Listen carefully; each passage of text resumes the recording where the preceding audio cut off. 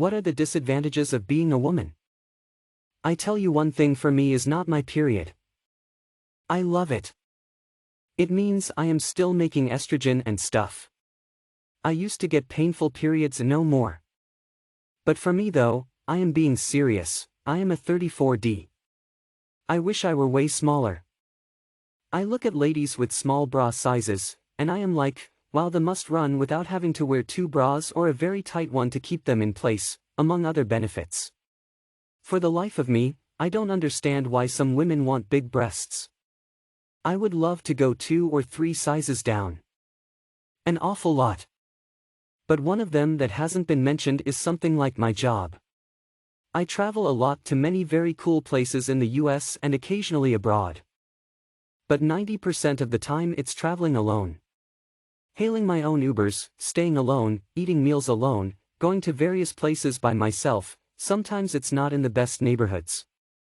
It's a great job, it pays a lot and is very rewarding. But there are no women on my team, nor has there been for years. When you're a man who's traveling alone, or doing most anything alone, you're basically invisible. Nobody asks me basically any questions or approaches me. Nothing happens, is its own privilege that we never really think about. But I assume the daily life of this job scares off most qualified women who would consider it. Oh, let me see. Being followed by some shady car when I was walking home from school at age 5 and running for my life in order to avoid being taken. Having boys bully me by telling me they want me to lick their dick when I was 12. This would go on for months. Getting catcalled in public when I was in my 20s. Always on the lookout for creeps when out in public and generally having to keep my guard up. Having to quickly lock my car when I enter it after shopping. Being aware of all the scams and kidnapping methods that human traffickers are prone to using. All in all, being a woman is fine, but the world still thinks it's normal to prey on us. Spoiler alert, it's not. Carrying the mental burden for everyone in the family. Kids need an appointment. Mom's scheduling it. What is Timmy allergic to? Mom knows. What's for dinner? I dunno, ask Mom. Honey, where's my favorite shirt? Better ask the missus. Who's taking the kids to hockey practice? It's Mom.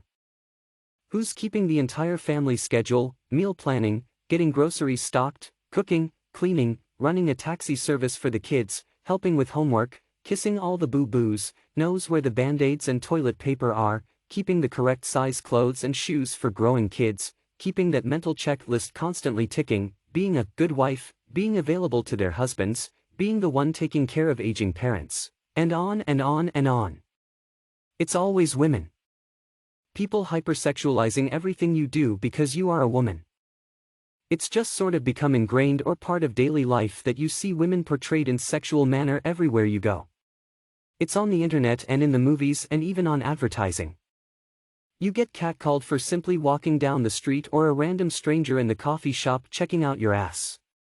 You've seen more female nudity thrown in your face than you care to admit. Anything you do or say can be taken in a sexual way. People relate you more to sex than an actual person.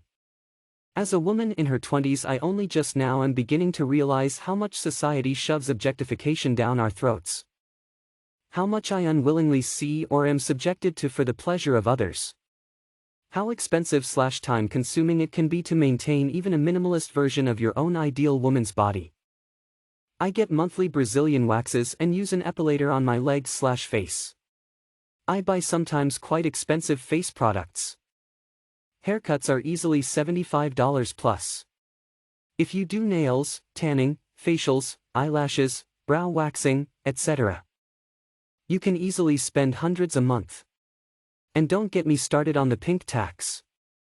I looked at 2 deodorants the other day. The men's version was $1 more for almost double the product. I bought the men's version and it smells great. Women's razors cost more for the same thing.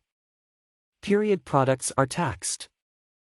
All of the common pain-causing organs are close enough together that you can't actually tell what's sore. Is it pelvic?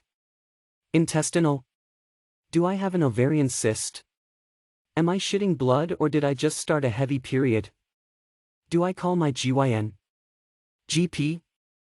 Am I swelling because of hormone fluxes? Is that why my head hurts? Or is my heart failing? Do I have a tumor? If I go to the ER, are they going to do a pregnancy test before even listening to me? Medicine is geared towards men. Men have medical problems. Women have lady problems. It's dumb. Being found intimidating if you are intelligent and good at your technical job. Then because you are young and blonde, not being taken seriously regarding your degree of expertise. Literally having people hang up on you as technical support as soon as they hear your voice, when only 2 of you are available at that hour. I never did find out what company they were from. I resorted to dyeing my hair auburn for an entire decade. I still had to fight the young female issues. I also found out I was shortchanged by the startup I worked for by $12,000 a year. I outperformed their entire staff. I ended up parting from them when they relocated their main office. Being judged for dressing up just for yourself and vice versa, being judged for not dressing up. Periods. Everyone assuming that you want marriage and children. I am also an older sibling female with a younger brother, he's 12 years younger. And I've had multiple occasions where someone called me a bitch or skank slut. Additionally, I've been told I should have kept my legs closed. Should have taken my damned birth control. I've been asked, where's the father at? Also, you're one of those girls. I'm a female 14-year-old taking abuse for being with my little brother.